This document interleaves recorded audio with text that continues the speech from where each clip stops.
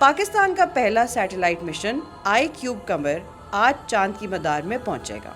iCube कमर आज दिन तकरीबन 3:30 से 4 बजे के दरमियान चांद पर पहुंचेगा।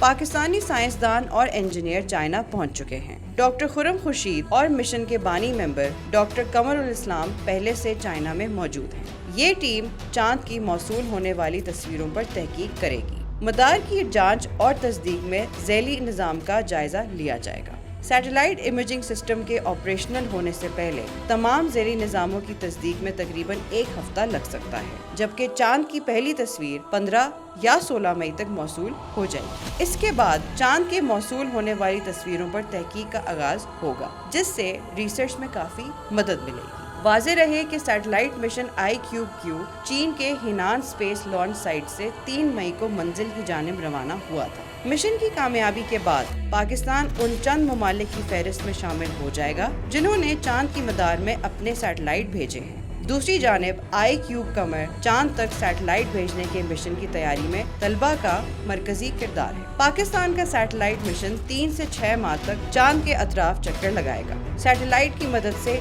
चांद की सतह की मुख्तलिफ तस्वीर ली जाएंगी।